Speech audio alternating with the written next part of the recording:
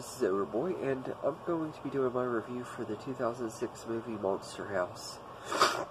I had decided when I wrote down my 31 Days of Horror that I would include at least one family themed Halloween movie as part of it and everything, because as a kid I used to always watch family movies during Halloween, so I'll be reviewing a few other ones, but they won't be part of my 31 Days of Horror and everything. But this year I decided for it to be Monster House for day 21.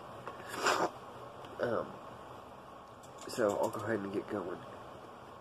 The movie is directed by Gil Cannon and written by Dan Harmon, Rob Schrab, and Pamela Patler.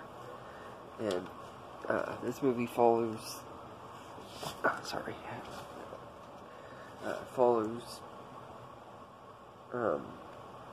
a kid named DJ and his friend Chowder. They are hanging out in his house across the street from this house. It's really weird and everything. It's owned by a guy named Nevercracker, and anytime anybody goes on his lawn or anything, he goes in a fit of rage. If they like get toys on his lawn or anything like that, he takes them away and everything. He's kind of like the cranky old man and everything, and DJ thinks there's something really weird about him and everything. And early in the movie they happen to go on his lawn, and he goes out and he's yelling at him, and it seems like he dies, but he actually doesn't. I guess, I don't know what happened. It doesn't actually say what it was in the movie that happened with him. He's a pretty old man, so maybe he just had like a light heart attack or a stroke or something. It doesn't really say, but the paramedics of course take him away. They think that he's died though and everything, and later that night DJ starts getting calls from that house, and he tells his babysitter, because his parents have gone out of town, and she doesn't really know what to take.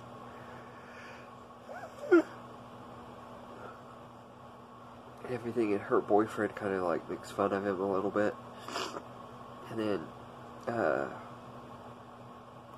he calls and gets his friend, gets Chowder to come over, and they're trying to figure out what's up with this house, and they find out that it's alive and everything. And the next day they meet this girl Jenny, who's like she's like selling candy for her girls' school and everything, and they both have a crush on her, which I thought was kind of funny. But they get her to, or they save her from almost being eaten by the house, because she's going to the houses in the neighborhood and everything. She almost gets ate. They save her, and she kind of joins them on trying to figure out how to destroy this house and stop it from eating people and everything. And it ends up eating a couple of cops, and it eats Bones and a dog, and yeah, I think that was it. But and it almost eats them. They end up getting inside the house and finding out that Nevercracker's wife died in there, and the house is possessed by his wife. The Nevercracker shows back up at the house and everything, and he's wanting to destroy the house because he's tired of the house eating kids and everything, and always having to live in fear of somebody getting hurt and everything. It turns out that he's actually a good guy. He's been trying to take care of everybody and everything. And this is just a really, really good movie. It's one I used to watch all the time as a kid. Well, actually, I wasn't a kid. I was actually in my teens when this movie came out. But when this movie first came out, I used to watch it all the time. It was one of my favorite movies of 2006 and everything. I saw it in the theaters like 3 times, and everything, and watched it many times since then. I try to watch it at least every other Halloween season, but most of the time I watch it at least every Halloween season, sometimes even on Halloween. But I love the story and everything, and I love that even though this is a family movie, it does still feel like a horror movie too. It feels like a family horror movie and everything. I know there were kids that were really scared at the movie theater and everything, and I can understand why. It never really scared me. I always thought it was cool, but and everything. I thought the voice cast is really good in this. They use motion capture in here. You can kind of tell it, but it doesn't have. I don't think it really has that uncanny valley feel to it like some motion capture animated movies do. But Mitchell Musso is the voice of DJ, and he's really good.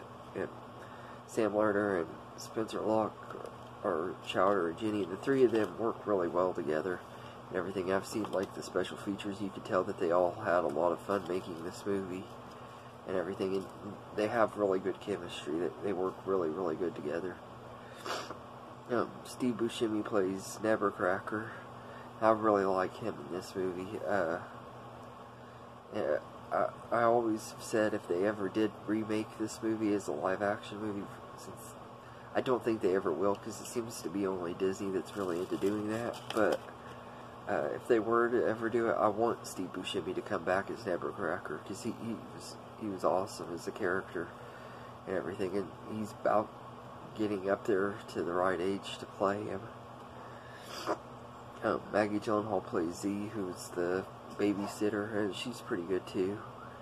And Jason Lee plays Bones, who is her boyfriend that's only in here for a few minutes, but he's one of my favorite parts of the movie. He's like this really big jerk character, but he's also really likable. I mean, it's Jason Lee, so what do you expect? The rest of the voice cast is all really good. Kevin James and Nick Cannon voice cops in this movie, and they're both pretty funny. And John Heder does the voice of this gamer geek character, and he's always been one of my favorite characters too. He has one of my favorite lines in the movie. He says, "Gosh, you make me want to throw up and foil and eat it." And it sounds so much like Napoleon Dynamite that I always thought that's where that line was from, but it's actually from this movie and everything. And then Fred Willard and Catherine O'Hara voice DJ's parents at the beginning of the movie. They're not in this very much, just at the very beginning, and they're fine. But it has a solid voice cast. That animation, I think, is really good. It still holds up pretty well and everything, and I think it holds up better than the Polar Express, which uses the same style of animation and everything. And it looks a lot better than Polar Express did too, I think. And everything. I do love Polar Express, don't get me wrong. I just think that the animation isn't as good as this movie is. Everything. I think this movie is really underrated. I think it does have a fan base, but I don't think it was like a huge hit when it first came out and everything. I know every time when I went to see it in the theater, it wasn't ever really that packed and everything, but I always enjoyed this movie a lot. It was just a lot of fun and everything. And the score by Douglas Pipes is really good too. It brings that eeriness, but also keeps it where it's not like too creepy at the same time, if that makes sense. And everything. I love like the creepy feel of it, and it's set on Halloween, or the day before Halloween and on Halloween. I think they did a good job on that too. But yeah, Monster House is a really good animated creepy movie and everything. I think it's probably my favorite one out of the animated movies that are like that. I like Corpse Bride and The Nightmare Before Christmas and stuff like that, but personally this one's my favorite one and everything. And So I'd give Monster House a 9.5 out of 10, because it's just one that I have a lot of nostalgia for, and I really do love the movie. To me, it's still just as good as it was back then, and everything. It has some great humor, good creepy vibes and stuff, and it's just a really fun movie. So let me know in the comments what you think of Monster House, and I hope you enjoyed this video, and have a good day, everybody. This is the song that